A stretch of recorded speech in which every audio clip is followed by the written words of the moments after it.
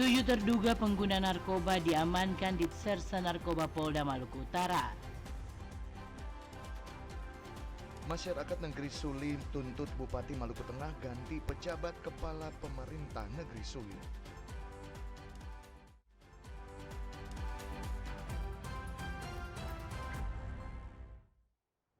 Selamat pemirsa, Lembaga Penyiaran Publik TVRI Stasiun Maluku kembali hadir menjumpai Anda melalui pengudaran program Berita Maluku hari ini, edisi Selasa 5 November 2019.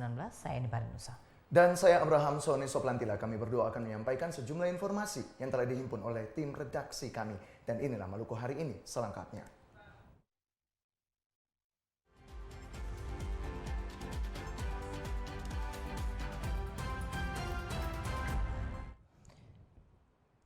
Saudara, Maluku hari ini kita awali dengan informasi dari Maluku Utara. Direktorat Reserse Narkoba Polda Maluku Utara mengamankan 7 orang yang diduga terlibat penyalahgunaan narkoba. 2 diantaranya merupakan oknum pegawai kepala pos pengamanan di Rutan Kelas 2B Soasiu, Kota Tidore, Kepulauan, dan 1 oknum pegawai kontrak Bawaslu Kabupaten Halmahera Selatan.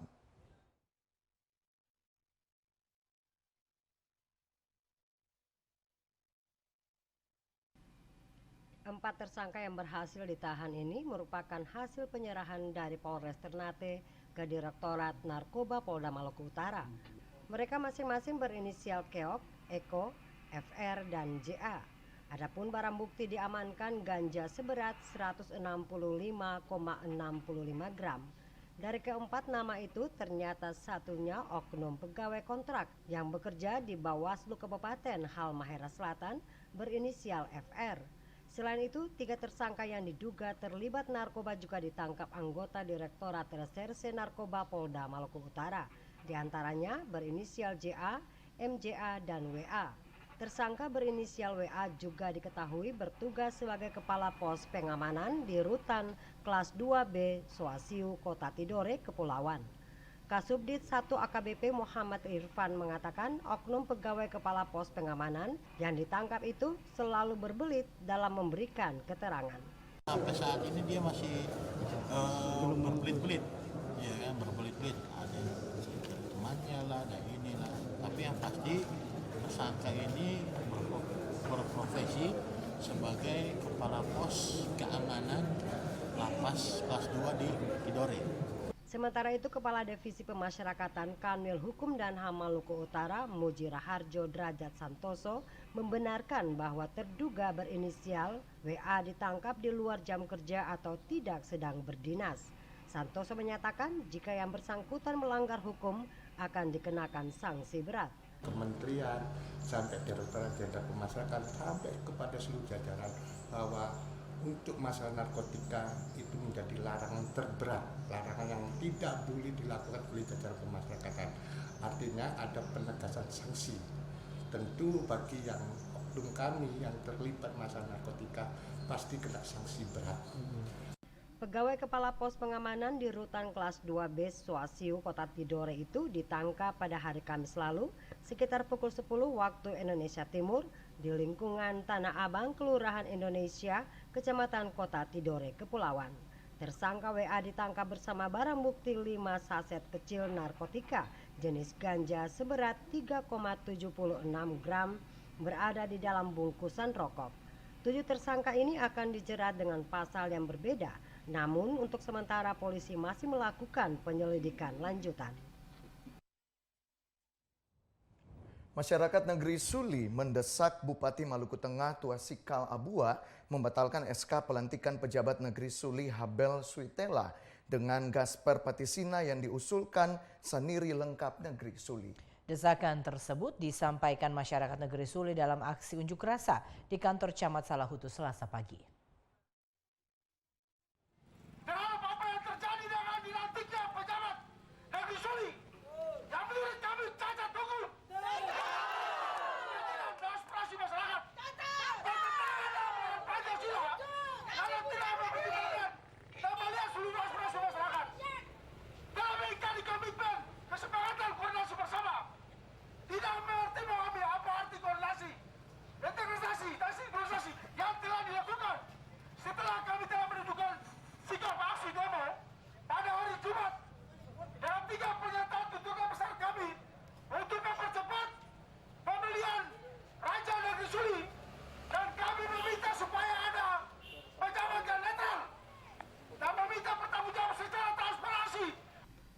Keputusan sepihak yang diambil Bupati Maluku Tengah Tuasikal Abua dengan menetapkan Habel Tuisuta sebagai penjabat kepala pemerintahan negeri Suli menuai protes keras dari masyarakat negeri Suli.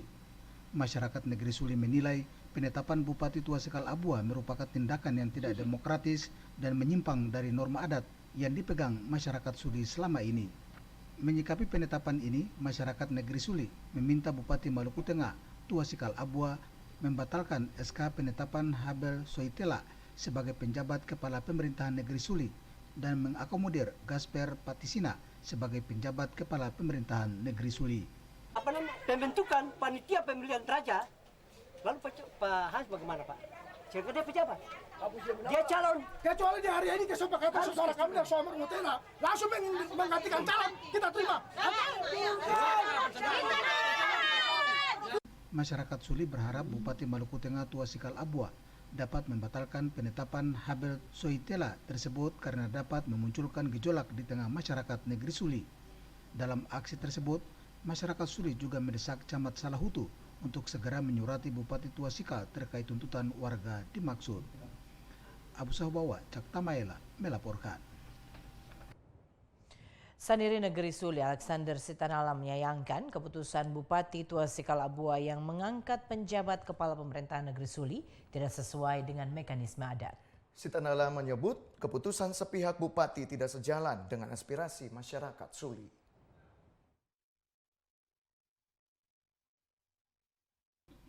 Keputusan Sandiri Negeri Suli nomor 9 tahun 2019 tentang pengusulan anak negeri Gaspar Patiasina sebagai penjabat negeri Suli ternyata tidak diakomodir Bupati Maluku Tengah Tuasikal Abua. Tidak terakomodirnya usulan tersebut menuai kekesalan masyarakat dan Sandiri Negeri Suli. Ketua Sandiri Negeri Suli Alexander Sitanala mengatakan keputusan Bupati Maluku Tengah Tuasikal Abua tidak mengakomodirnya usulan Sandiri merupakan perbuatan tidak terpuji dan melanggar hak-hak adat negeri Suli yang selama ini dijunjung tinggi masyarakat Suli. Informasi yang kami terima dan ada masyarakat juga ketemu dengan Pak Camat. Camat sudah melantik yang lain yang bukan diusulkan oleh masyarakat di Sandiri Negeri. Kapan itu Pak? Kemarin sore jam 6. Berarti bukan usulan dari Sandiri Negeri? Bukan. Nah sehingga ketidakpuasan itu dia memunculkan terus. Orang Suli sudah dianggap bahwa tidak dihargai, tidak dihormati, apalagi lembaga adat yang setiap kali dirangkul oleh pemerintah kabupaten untuk sama-sama ketemu membangun ini negeri, membangun ini kabupaten, itu sudah dilecehkan. Menyikapi persoalan tersebut, Camat Salahutu Abdul Manap Horela berjanji akan menyampaikan tuntutan dan aspirasi warga masyarakat Suli kepada pemerintah Kabupaten Maluku Tengah untuk ditindaklanjuti. Ini ternyata memang klarifikasinya sudah ada. Dan mudah-mudahan kebetulan ketua Sandiri ini ada, kita segera bentuk panitia pemilihan. Katanya sudah ada 4 calon. Kita segera bentuk panitia pemilihan, rekomendasi panitia pemilihan oleh Sandiri Negeri disampaikan kepada camat. Kita teruskan kepada bupati untuk sekalian disahkan. Kemudian panitia bekerja 1 bulan, bulan November, itu mudah-mudahan kalau Sandiri bisa menunjuk panitia pemilihan, bisa kerja secara baik, bulan November itu sudah ditetapkan calon kepala pemerintah negeri, calon. Kemudian dari tanggal 1 sampai tanggal 31 Desember, itu waktu, kita masuk waktu-waktu minggu Adventus, jadi mungkin saja tidak bisa dilakukan proses-proses itu. Kemudian pada Januari, sudah bisa kita melakukan pemilihan. Dan mudah-mudahan pada bulan Februari, selesailah kita mengangkat seorang raja di negeri yang definitif. Seperti begitu. Kami sangat menginginkan kuat untuk menyelesaikan persoalan pemerintah negeri di negeri Suli. Tidak ada kata lain. Camat Salahutu menyebut, guna penyelesaian persoalan di negeri Suli, dirinya berjanji akan turun langsung untuk mengawal persiapan pelaksanaan terhadap pemilihan pemerintahan definitif, mulai dari proses pencalonan hingga pelantikan. Abu Sahbawa, Cak Tamaela melaporkan. Kita beralih ke informasi lainnya. Saudara, ratusan penyintas bencana negeri Rohmoni, Kecamatan Pulau Haruku, Kabupaten Maluku Tengah masih enggan kembali ke rumah mereka. Mereka mengaku masih trauma dengan kejadian gempa 26 September lalu dan merasa lebih aman jika tinggal di daerah perbukitan.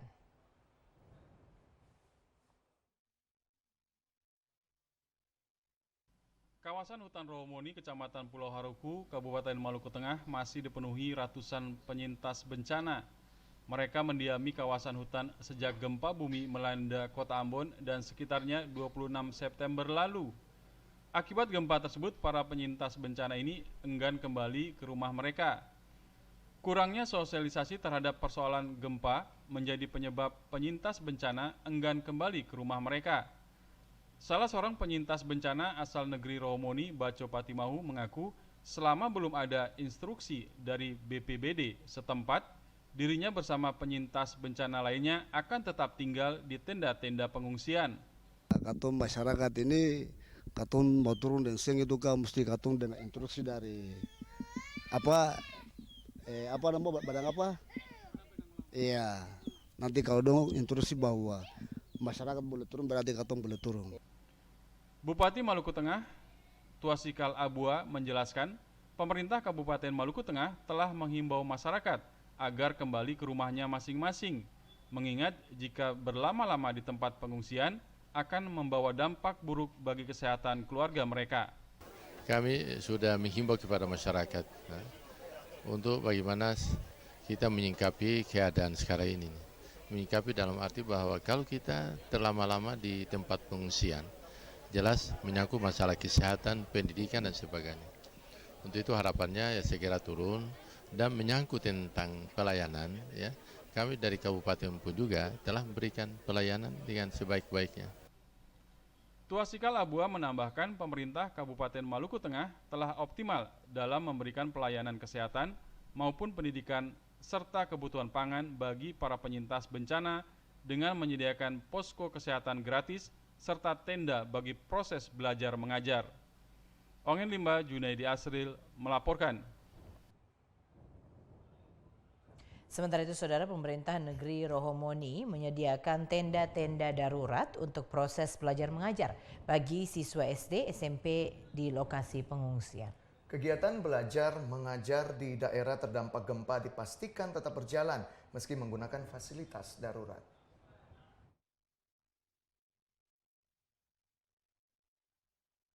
Pemerintah negeri Rohomoni, Kecamatan Pulau Haruku terus memastikan pembelajaran dapat berlangsung walau menggunakan fasilitas darurat.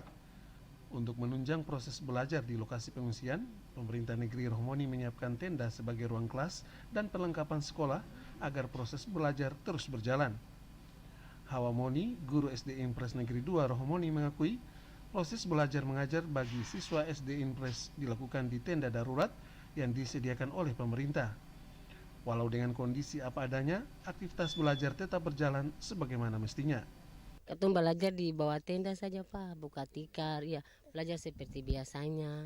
Ada yang saya pakai sepatu, ada juga yang saya pakai sendal, ada juga yang saya bawa tas, biasa-biasa saja. Ya ada juga saya pakai baju seragam, yang baju biasa saja yang bisa dipakai. Ya barang waktu pas gempa itu Bapak, karena semua kan di sekolah, saya bawa apa-apa, semua. Dari sekolah juga mengungsi di utang-utang sana Pak, iya. Hawa Moni menambahkan, guru yang mengajar di kelas darurat ini seluruhnya berjumlah 21 orang guru. Menurutnya tenda darurat yang dibangun pemerintah negeri Rohomoni selain dipakai sebagai ruang kelas, juga difungsikan sebagai tempat pengajian di malam hari. Ongen Limba, Junaidi Asril melaporkan. Saudara, pemerintah Kabupaten Maluku Tengah akan membangun rumah warga yang rusak akibat gempa bumi 26 September 2019 lalu. Bupati Maluku Tengah, Abua Tuasikal menyatakan rehabilitasi akan diprioritaskan bagi rumah warga yang mengalami rusak berat dan tidak bisa ditempati.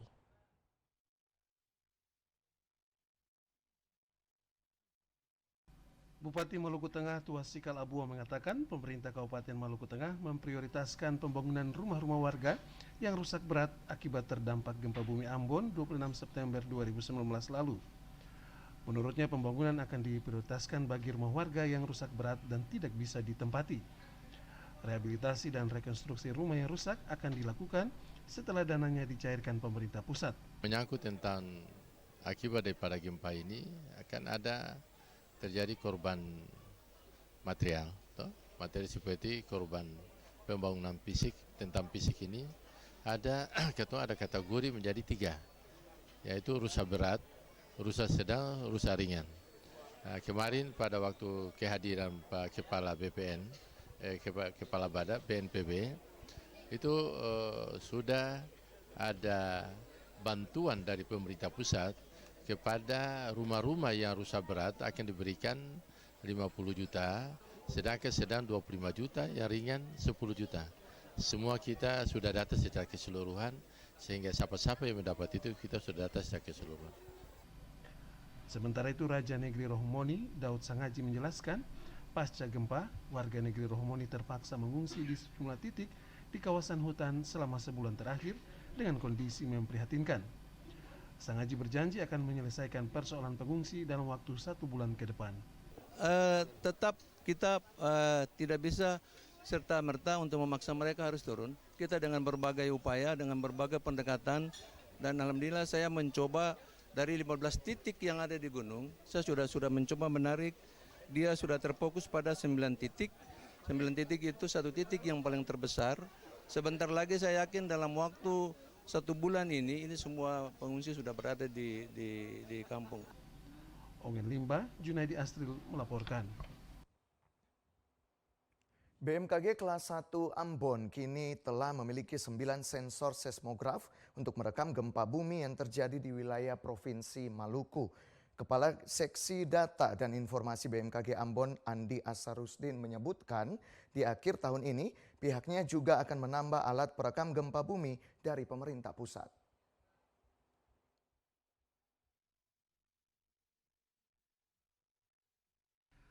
Perekaman gempa bumi yang terjadi di Pulau Ambon terus dilakukan oleh BMKG Stasiun Ambon. Kepala Seksi Data dan Informasi BMKG Ambon, Andi Asharusdin, menyebutkan saat ini pihaknya memiliki 9 alat perekam gempa bumi dan tsunami untuk Provinsi Maluku. Rusdin menyebutkan perekaman gempa bumi sangat penting dalam mengetahui besar gempa bumi yang terjadi 1 kali 24 jam. Apalagi saat ini gempa susulan masih terus terjadi di wilayah Pulau Ambon dan Seram, baik dirasakan maupun tidak dirasakan. Rusdin mengakui di tahun 2019 pihaknya juga mendapatkan sejumlah alat sensor seismograf sehingga dapat memantau aktivitas kegempaan di Maluku.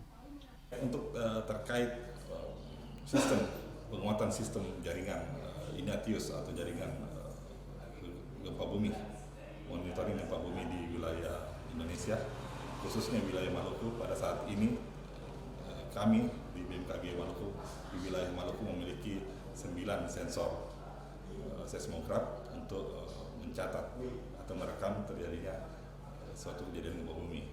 Namun hingga akhir tahun nanti kita ada tambahan 8 unit seismograf, sehingga akhir tahun nanti setidaknya Maluku sudah memiliki 17 sensor seismograf. Rusdin berharap melalui perekaman seismogram didapat pemberitahuan data secara cepat tentang aktivitas gempa yang terjadi 1 kali 24 jam. Fanil Tahid melaporkan. Saudara, tingkat hunian hotel menurun pasca gempa bumi yang mengguncang Ambon 26 September lalu. Perhimpunan Perhotelan Maluku menyebut tingkat hunian menurun 10 hingga 15% dari bulan sebelumnya. Informasi selengkapnya setelah jeda. Tetaplah bersama kami.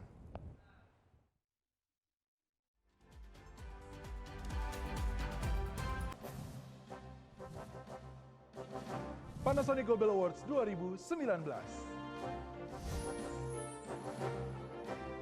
Penghargaan terbesar insan pertelevisian Indonesia. Dukung program musik terfavorit Memori Melody dalam ajang Panasonic Global Award ke-22 tahun 2019.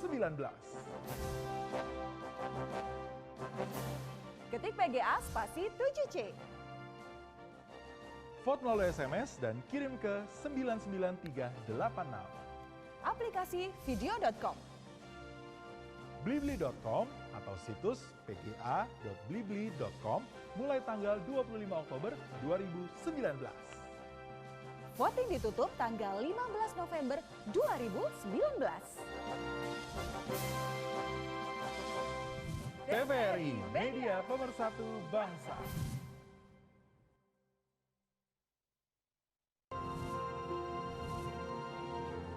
Panasonic Gobel Awards 2019. Apresiasi karya terbaik insan pertelevisian Indonesia. Dukung program berita terfavorit dunia dalam berita di ajang Panasonic Gobel Awards ke-22 2019. Ketik PGA spasi 3B. Vote melalui SMS, polling ke nomor 99386. Aplikasi video.com. Blibli.com atau situs pga.blibli.com. Voting ditutup 15 November 2019. TVRI, media pemersatu bangsa. Bumi, tempat tinggal kita. Suhu permukaannya semakin meningkat. Pohon pejakar langit berubah menjadi gedung tak terbendung, membuat kita lupa bahwa lingkungan harus kita jaga. Naiknya konsentrasi gas rumah kaca akibat kegiatan manusia mempercepat pemanasan global dan suhu rata-rata bumi. Penanaman pohon terembesi akan menyeimbangkan kadar CO2 untuk melepaskan oksigen ke udara. Lebih dari 2 juta pohon telah ditanam sejak tahun 1979 untuk bumi pertiwi. Perjalanan kita bersama masih panjang. Mari cintai bumi dan lingkungan kita untuk generasi mendatang.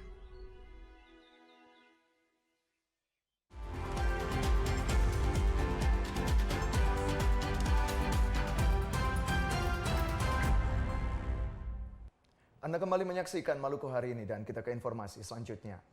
Saudara, tingkat hunian hotel pasca gempa bumi yang mengguncang Ambon 26 September lalu menurun.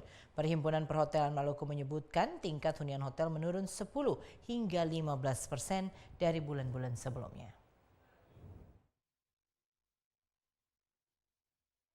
Bencana alam gempa magnitudo 6,5 skala Richter yang mengguncang Ambon dan sekitarnya menjadi pukulan telak bagi sektor pariwisata dan perhotelan di Ambon. Usaha jasa hotel maupun jasa wisata lainnya yang ada di kota Ambon cenderung lesu dalam beberapa pekan terakhir.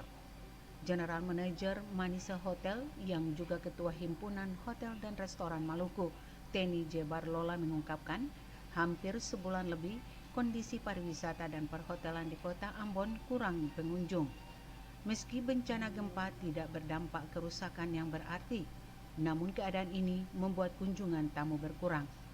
Hal ini terlihat dari hunian kamar hotel yang menurun sebesar 13 hingga 15% bila dibandingkan kondisi Agustus 2019, yakni sebesar 49,51%. Sebuah angka yang tidak menggembirakan bagi pembisnis dan pengelola hotel. Selain itu juga berdampak bagi pertumbuhan perekonomian daerah yang terkait dengan peningkatan pendapatan asli daerah PAD dari sektor pajak. Teni Barlola mengakui keadaan sangat berdampak dan mempengaruhi pembiayaan seluruh operasional hotel. Perlu kita sama-sama tahu bahwa segmentasi tamu hunian kamar di hotel-hotel di Maluku, khususnya di Ambon, itu masih berada pada government segment. Leisure itu yang leisure atau turis itu masih sedikit sekali.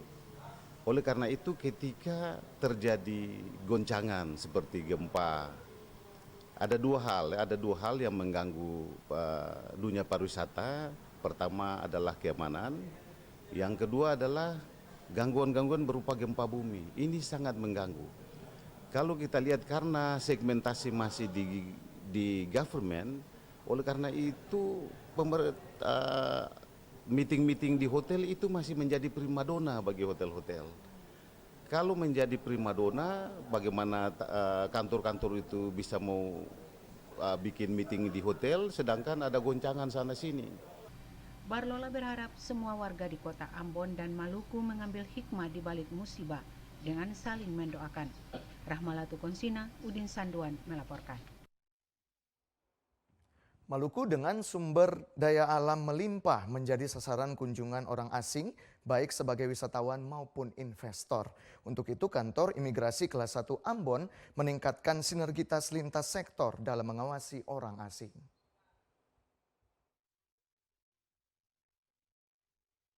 Jajaran Kantor Imigrasi Kelas 1 Ambon mengambil berbagai langkah dalam melakukan tugas pengawasan orang asing. Di antaranya melakukan sinergitas kehumasan lintas sektor dalam pengawasan orang asing. Hal itu dilakukan Kantor Imigrasi Kelas 1 Ambon dikarenakan Maluku dengan potensi sumber daya alam yang tinggi menjadi sasaran kunjungan orang asing baik sebagai pelaku usaha, wisatawan maupun tenaga kerja. Menurut Kakanwil Kementerian Hukum dan HAM Maluku Andi Nurka, kehadiran orang asing di suatu wilayah harus dilihat manfaatnya bagi negara dan masyarakat. Pemerintah akan mengizinkan kehadiran orang asing berada di suatu wilayah bila membawa manfaat. Sebaliknya, jika berdampak negatif bagi negara dan masyarakat, maka Kantor Imigrasi akan mengambil tindakan tegas. Untuk itu, penyebaran informasi keimigrasian sangat penting dilakukan.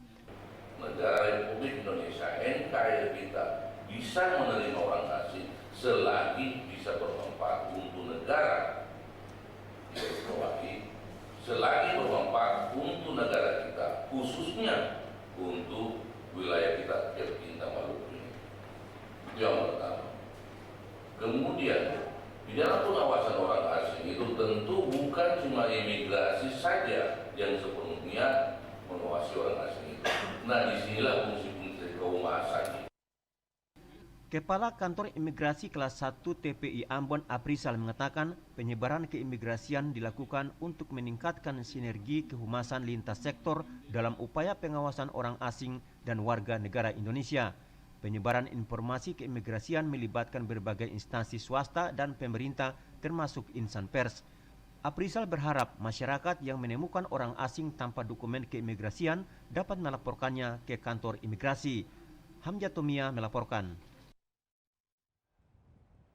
Masyarakat Seram bagian timur sampai saat ini belum merasakan manfaat dari adanya tol laut. Pasalnya, rute kapal tol laut yang menyinggahi Maluku belum sepenuhnya menyinggahi wilayah SPT.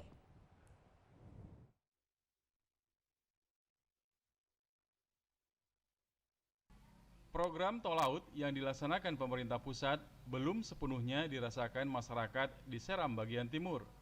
Padahal program tol laut yang menjadi program prioritas pemerintahan Joko Widodo untuk menghubungkan suatu daerah dan daerah lain di Indonesia termasuk Maluku belum berjalan dengan baik. Pasalnya kapal tol laut yang masuk ke Maluku belum dirasakan oleh masyarakat Seram bagian timur. Hal itu diakui anggota DPRD Maluku dari Seram bagian timur Amiruddin Kolat Lena. Untuk itu, mewakili masyarakat Seram bagian timur, Kolat Lena minta agar Dinas Perhubungan untuk dapat menambah armada tol laut ke SBT, sehingga masyarakat di sana bisa merasakan manfaat dari hadirnya kapal tol laut untuk membuka keterisolasian di sejumlah wilayah di Seram bagian timur. Sampai dengan hari ini kita di SBT masih berjibaku, masih berperang keras dengan isolasi. Padahal seiring dengan konsep pembangunan gugus pulau yang ingin menjadikan laut sebagai penghubung bukan pemisah, itu Presiden Republik Indonesia misalnya Pak Jokowi ingin menjadikan Indonesia sebagai poros maritim dunia dengan membangun konektivitas antar pulau dengan program tol laut. Sampai dengan hari ini SBT masih belum tersentuh dengan baik. Makanya kita minta kepada pemerintah provinsi, dalam hal ini Dinas Perhubungan Provinsi, supaya kapal-kapal PILNI yang di bawah kontrol Dinas Perhubungan Provinsi, misalnya ada kapal tol laut. Nah, hari ini kan ada satu armada yang melayari rute Seram bagian timur sampai ke Tenggara. Kapal-kapal seperti ini harus ditambah. Paling kurang satu penambahan armada satu lagi untuk melayari rute SBT sampai ke Tenggara. Selain meminta penambahan kapal tol laut, masyarakat SBT juga mendorong pemerintah Provinsi Maluku untuk dapat mengintervensi rute kapal cepat agar bisa menyinggahi sejumlah wilayah di Seram bagian timur. Kehadiran pemerintah dalam menjawab kebutuhan sarana perhubungan laut sangat diharapkan oleh masyarakat SBT. Frida Reman, Bambang Yudaswara melaporkan. Di tengah capaian bonus demografi nasional, Provinsi Maluku masih dikategorikan dalam daerah dengan angka kelahiran tinggi. Dari survei terbaru yang dilakukan Badan Koordinasi Keluarga Berencana Nasional, angka fertilitas atau kelahiran bayi di Maluku mencapai 3,15% di atas angka rata-rata nasional.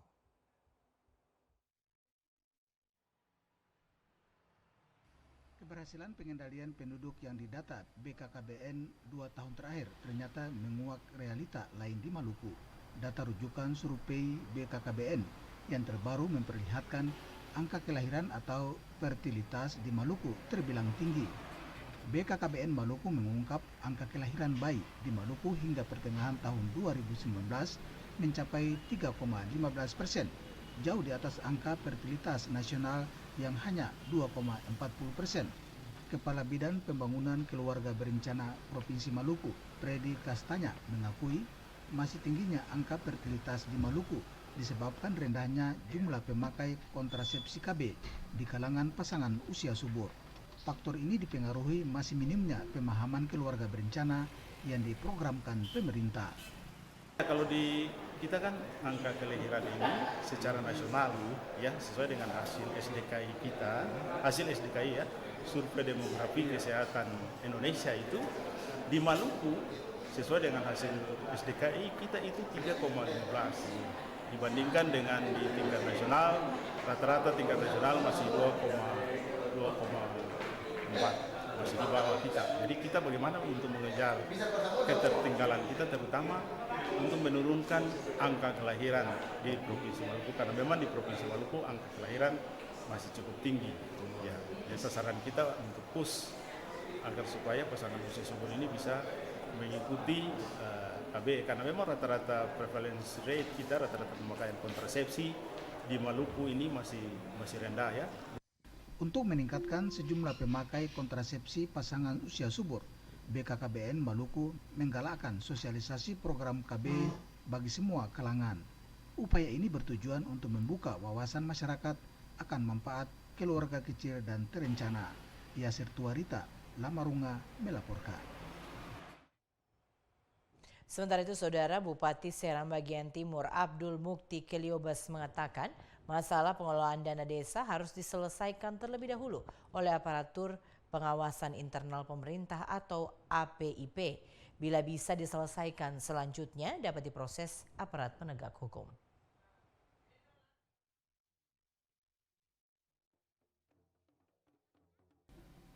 Berbagai persoalan yang ditemukan dalam pengelolaan dana desa di Kabupaten Seram Bagian Timur harus diproses terlebih dahulu oleh aparat pengawasan internal pemerintah atau APIP setempat.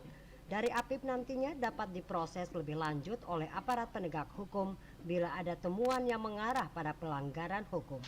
Bupati Seram Bagian Timur Abdul Mukti Keliobas mengatakan prosedur penyelesaian masalah pengelolaan dana desa tersebut akan ditindaklanjuti setelah adanya nota kesepahaman Menteri Dalam Negeri bersama Kapolri dan Kejaksaan Agung beberapa waktu lalu. Dengan acuan itu, setiap persoalan dana desa tidak dapat diproses secara langsung oleh aparat penegak hukum. Bila masalah yang ditemukan hanya kesalahan administrasi, dapat diselesaikan oleh APIP. Namun bila ada temuan dugaan pelanggaran hukum, persoalan itu dapat diproses lebih lanjut oleh aparat penegak hukum. Kerjasama penanganan kerjasama pemerintah dalam ini, Menteri Dalam Negeri, Kapolri, Kejaksaan Agung, bahwa sebelum ditangani oleh penegak hukum harus diapip oleh aparatur pemerintah, aparatur instans pemerintah. Jadi dalam ini APIP Inspektorat, coba tolong dikoordinasikan baik-baik sehingga jangan sampai kepala desa kita akibat dari penyalahgunaan bukan penyalahgunaan terjadi kesalahan administrasi. Mereka harus diproses. Keliobas juga berharap aparat pemerintahan desa dapat mengelola dana desa secara maksimal dan terbuka.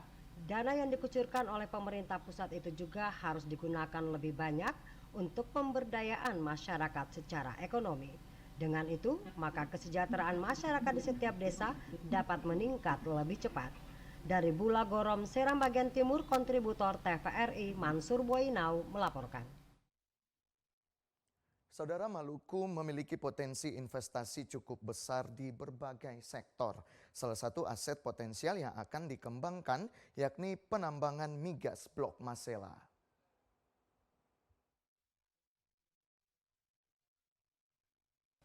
Banyaknya potensi investasi di Provinsi Maluku diungkapkan Kepala Dinas Penanaman Modal Daerah Provinsi Maluku, Suryadi Sabirin baru-baru ini. Menurut Sabirin, investasi yang potensial dikembangkan di Maluku seperti sektor perikanan, pariwisata, hingga sektor migas.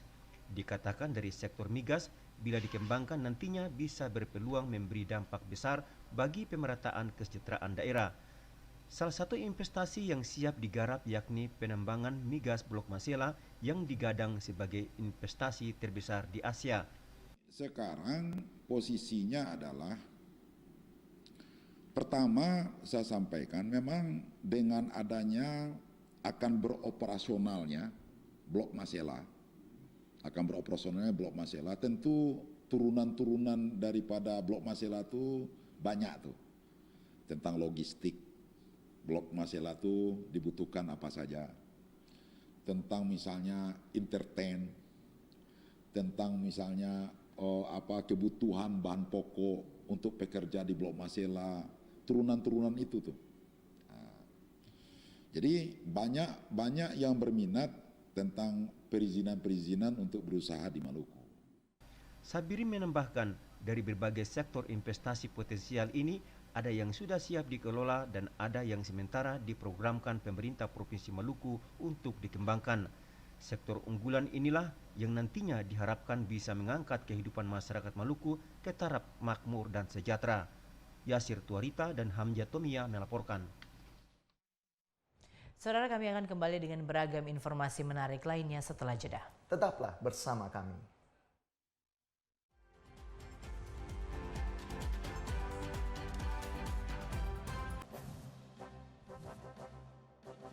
Panasonic Gobel Awards 2019.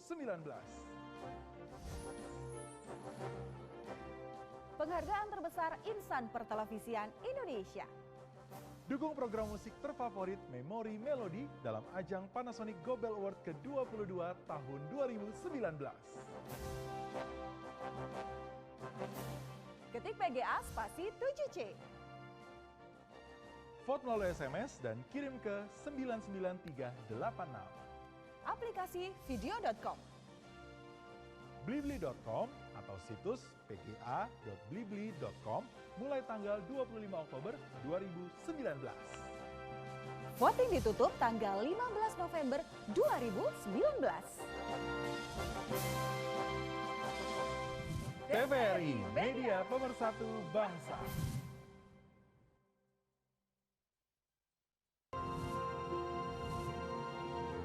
Panasonic Gobel Awards 2019. Apresiasi karya terbaik insan pertelevisian Indonesia.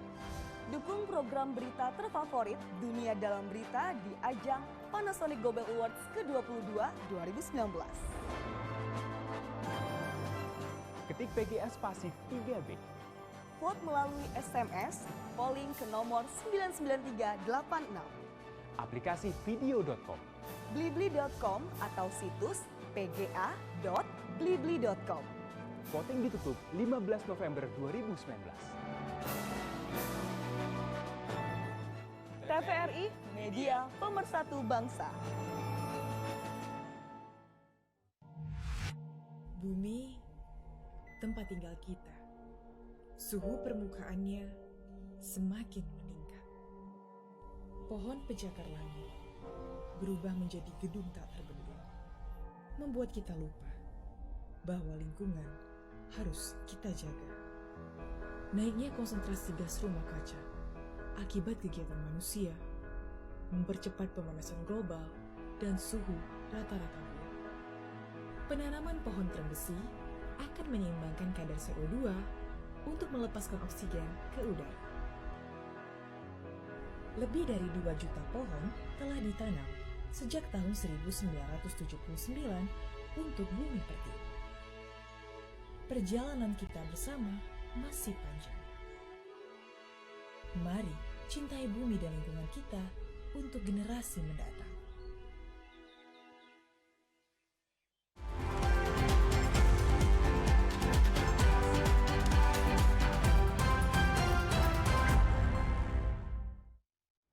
Anda kembali menyaksikan Maluku Hari Ini dan kita ke informasi berikutnya.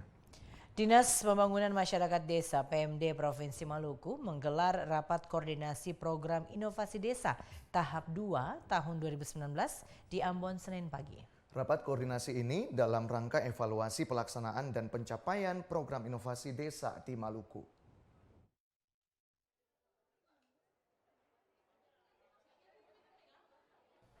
Program inovasi desa sudah dilaksanakan di Maluku sejak tahun 2017 lalu.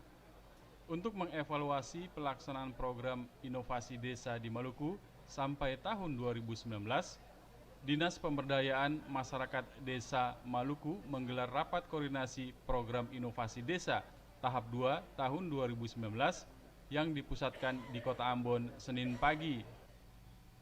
Rapat koordinasi program inovasi desa tahap 2 di Maluku lebih difokuskan pada evaluasi dan capaian program sekaligus tantangan keberlanjutan pengembangan inovasi desa dalam pendampingan pembangunan dan pemberdayaan masyarakat desa.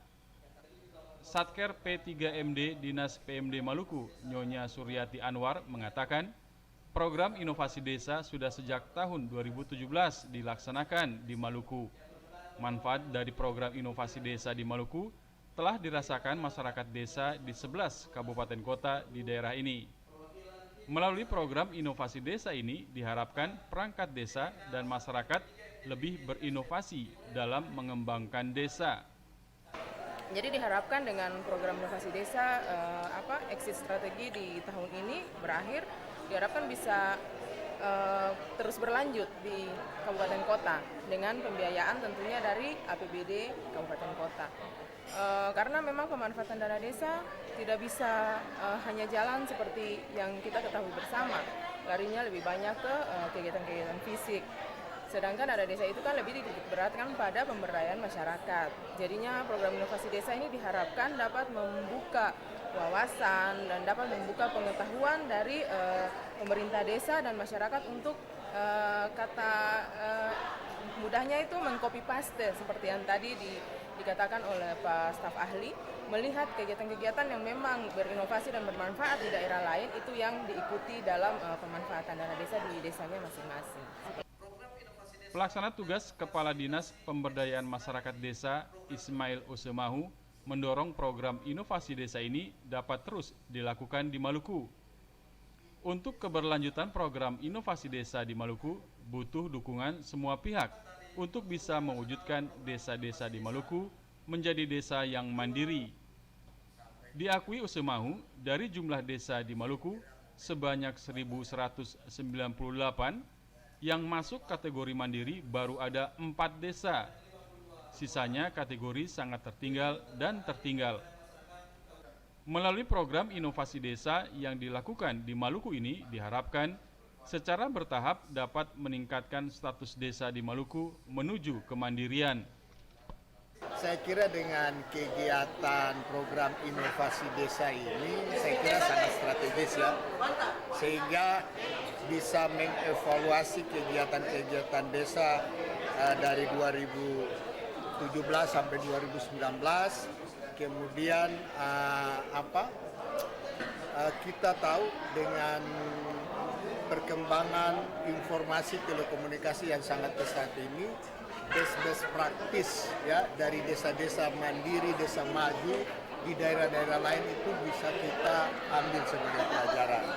Jadi saya harapkan pada evaluasi program inovasi desa tahap kedua ini ya yang melibatkan seluruh unsur ya, baik desa, kecamatan, kabupaten, provinsi dan unsur pusat ini bisa bersinergi dengan baik dan bisa diimplementasi untuk bagaimana kita tingkatkan kesejahteraan masyarakat desa ya, dan kita naikkan status-status yang semulanya sangat tertinggal bisa naik jadi tertinggal, kemudian yang tertinggal naik jadi maju, yang maju bisa naik jadi mandiri.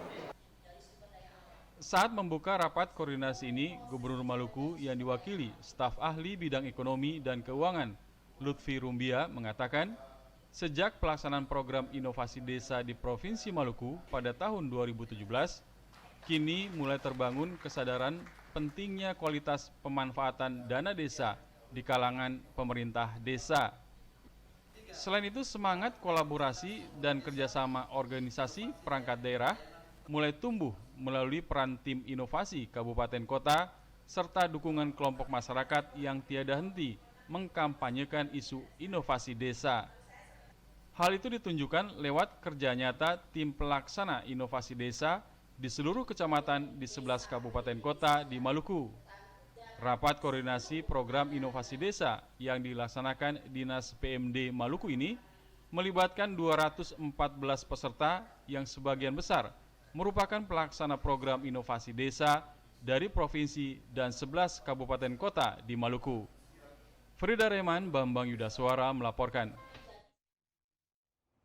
Informasi lainnya, Saudara Kepala Man 1 Seram Timur Ibrahim Hataul berkeinginan organisasi intrasekolah menjalankan program unggulan. Hal itu dilakukan dalam upaya meningkatkan kualitas pendidikan di Man 1 Seram Timur.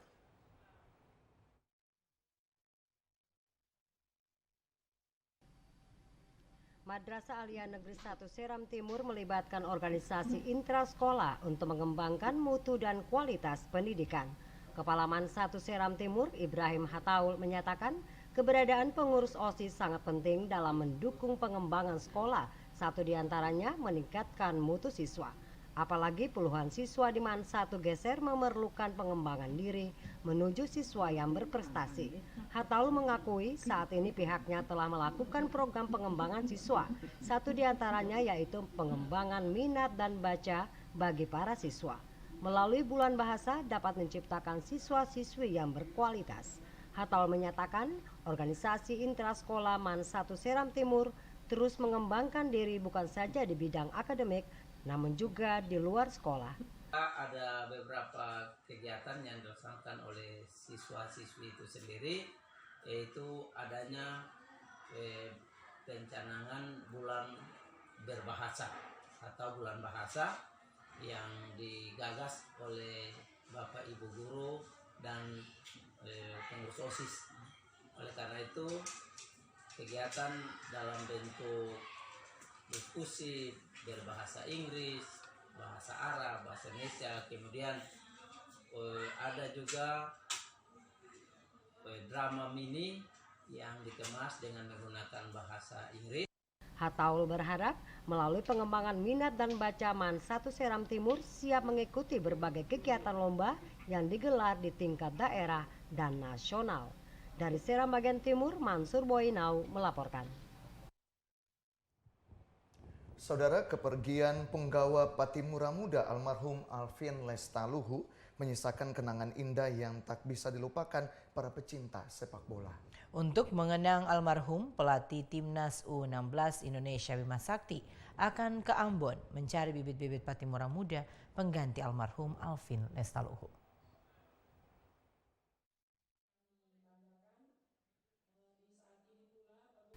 Data dari Dinas Pendidikan Kota Ambon merinci tercatat lebih dari 200 PAUD yang menyelenggarakan pendidikan anak usia dini di Kota Ambon.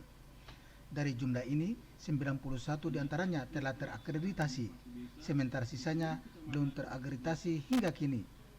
Kepala Bidang Pendidikan PAUD Dinas Pendidikan Kota Ambon, Yasmu Budiatin mengatakan, untuk mengejar ketertinggalan itu pihaknya kini sementara melakukan pendidikan dan latihan bagi seluruh PAUD di Kota Ambon. Upaya ini ditempuh dengan target waktu 2020 nantinya seluruh pengelola PAUD di Kota Ambon telah terakreditasi. Pendidikan dan latihan yang dilakukan itu sebagai bentuk edukasi bagi penyelenggara PAUD terkait sistem akreditasi dilaksanakan Badan Akreditasi Nasional. Bunda PAUD Kota Ambon Debbie Lohana Pesi mengatakan pendidikan dan latihan yang dilakukan diharapkan dapat mempercepat proses akreditasi PAUD di Kota Ambon. Sebenarnya ini hal yang mudah untuk bisa dijalankan dan tentu akan dibantu karena kita kan menuju kota, artinya kita sudah kota layak anak dan kita juga mau meningkatkan ya kota layak anak kita ini ke tingkat yang lebih utama. Sementara itu, Kepala Badan Akreditasi Nasional Provinsi Maluku, Patrick Rahabab mengatakan, kegiatan pendidikan dan latihan bagi kepala sekolah dapat mengedukasi para pengelola PAUD untuk memberikan dampak positif terhadap pertumbuhan PAUD di Kota Ambon. Akreditasi ini sebenarnya cut off-nya pada 60%. Jadi kalau kemarin itu 8 standar itu dokumennya harus siap 100%, sekarang tidak. 60% boleh, dan sebenarnya edukasi yang mesti dilakukan oleh dinas maupun Ban PAUD, TNF ataupun BP PAUD adalah bagaimana memberikan training awal. Jadi training awal tentang pemahaman instrumen memang dari Ban PAUD sudah melakukan itu. Pendidikan dan latihan dilaksanakan itu menghadirkan sejumlah narasumber yang berasal dari SMK Jaya Negara, Dinas Pengendalian Penduduk Keluarga Berencana Kota Ambon, Badan Akreditasi Nasional, serta Lembaga Administrasi Negara. Abu Sabawa, Lamarunga melaporkan.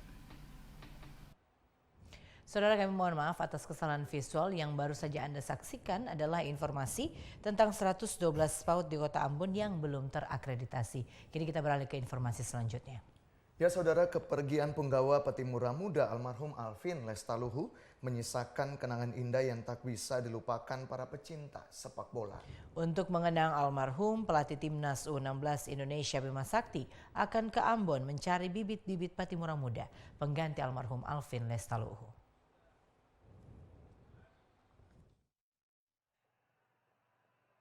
Lima hari sudah kepergian bek timnas U16 Indonesia almarhum Alvin Lestaluhu setelah dirawat di Rumah Sakit Tingkat 3 Dr. Latomedan Ambon hingga tutup usia di Rumah Sakit Harapan Kita Jakarta pada hari Kamis 31 Oktober 2019.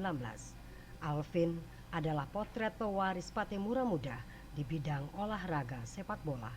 Kiprahnya bermain bola ikut menarik perhatian publik. Almarhum Alvin sejak kecil sudah berbakat mengikuti jejak ayahnya Erwin Lestaluhu yang dulu pernah menjadi pemain junior di SSB Tulehu Putra. Bakat alam ini pun menurun ke anak pertamanya, Alvin. Kepergian Alvin tak hanya meninggalkan kesedihan publik di tanah air. Media asing juga turut berduka atas meninggalnya pemain timnas U16 bernomor punggung 2 itu. Berikut cuplikan kenangan punggawa muda asal Maluku saat melakukan persiapan sebelum membela timnas U16 dengan gol pamungkasnya Indonesia melawan Filipina.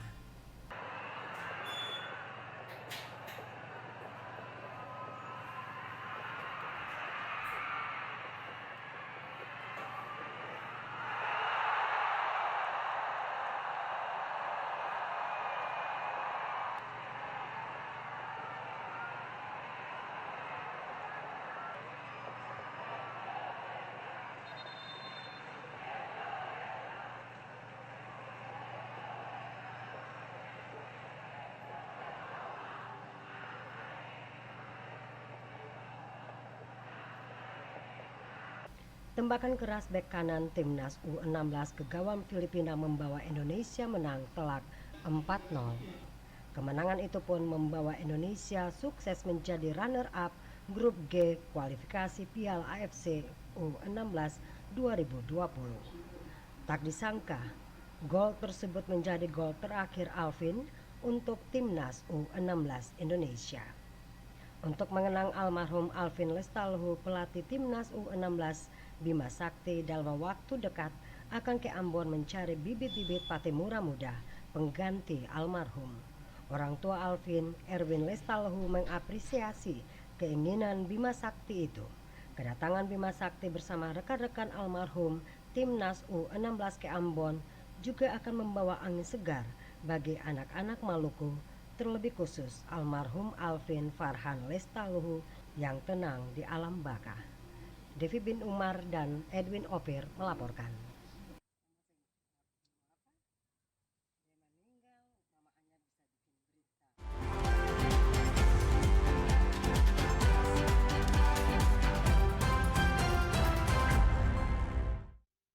Saudara, penyampaian berita tadi mengakhiri perjumpaan Anda dengan kami dalam Maluku hari ini. Akhirnya, saya Abraham Sony Soplantilar. Dan saya Nipah Rinusa, mewakili seluruh kru dan kerabat kerja yang bertugas, mengucapkan terima kasih atas kebersamaan Anda dengan kami. Selamat malam dan sampai jumpa.